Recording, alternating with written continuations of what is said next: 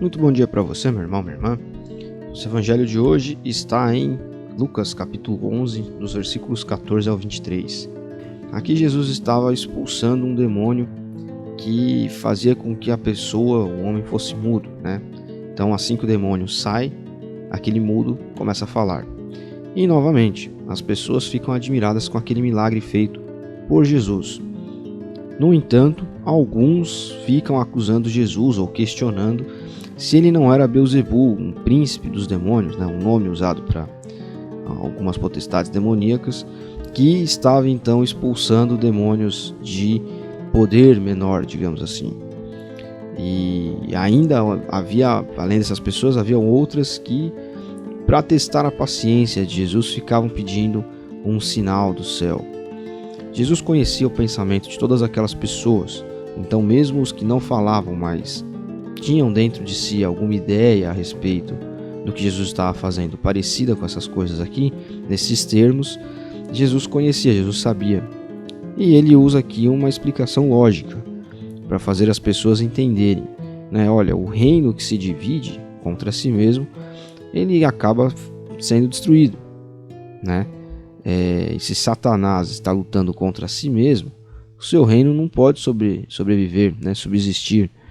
Então, se eu expulso os demônios por Beelzebul, vocês expulsam por meio de quem? Né? E ele fala, olha, se é pelo dedo de Deus que eu expulso os demônios, então fica claro que chegou o reino de Deus. Né? Ou seja, vocês estão vendo que eu estou expulsando demônios pelo poder de Deus e não estão acreditando que é o reino dele se materializando, né? Tomando forma. E é interessante porque aqui Jesus usa uma lógica, né, para explicar, como eu falei, essa situação para as pessoas incrédulas que estavam ali ao seu redor, dizendo, se um reino se divide, se uma casa se divide, ela não pode se manter de pé, não pode subsistir. Se um país se divide, e nós vemos isso na história, nós vemos isso na África, por exemplo, no continente africano, acontecer direto, né? Um país ter seus conflitos internos, né? O próprio povo lutando contra si mesmo e o país não avança, não caminha adiante. Se isso acontecer, fica claro que todo mundo sai perdendo. Então aqui nós já temos uma importante lição a respeito da vida da igreja. A igreja ela precisa caminhar de maneira conjunta. A igreja que eu digo, as congregações locais mesmo, né? As igrejas espalhadas pelo mundo. É claro que pessoas dentro da igreja são diferentes, têm as suas personalidades, muitas vezes têm certas opiniões divergentes umas das outras, e é natural que isso aconteça e é bom. Contudo, nós não podemos permitir que a divisão nos afaste como irmãos. Nós não podemos permitir que a casa caminhe metade para um lado, metade para o outro. Nós não podemos permitir que dentro da igreja existam grupos que não se misturam entre si. Né? Eu não sou uma pessoa que gosta de ficar criticando para lá e para cá, como muitos cristãos fazem, outras igrejas, outras denominações. Mas eu não acho que seja o caminho termos uma igreja só para casais, uma igreja só para idosos, uma igreja só para jovens. A igreja ela precisa congregar de fato, e congregar é fazer com que pessoas das mais diferentes formas, opiniões, estilos de vida, enfim, possam ali dentro ter comunhão.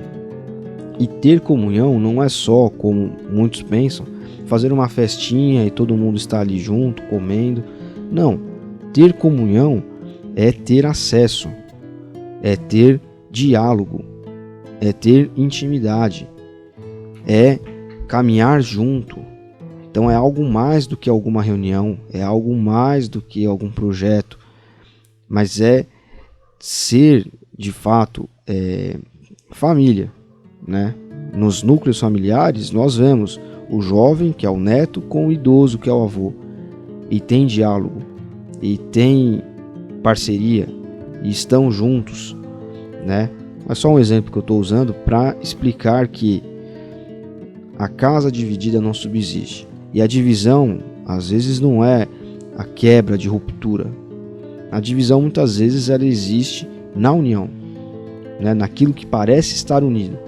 Então, que a partir do evangelho de hoje nós busquemos sempre nos preocupar em ser igreja, cada qual em suas comunidades espalhadas aí pelo mundo, ser igreja que esteja de fato em comunhão, ser igreja que esteja de fato junta.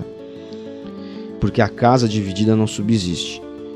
Então, é claro que existem os grupos de afinidade, mas para além dos grupos de afinidade, precisa existir uma união superior, que faça com que a comunhão evangélica, a comunhão cristã da família de Deus, ela seja algo mais profundo do que simplesmente estar junto, do que simplesmente frequentar a mesma igreja.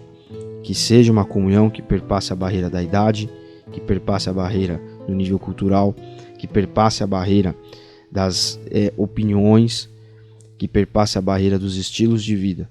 Que seja algo que o que mantém aquilo junto, o que dá liga naquilo, é de fato o Espírito Santo.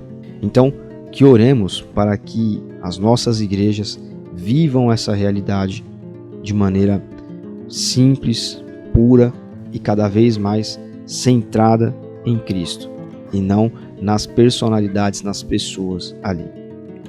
Deus abençoe você. Até amanhã.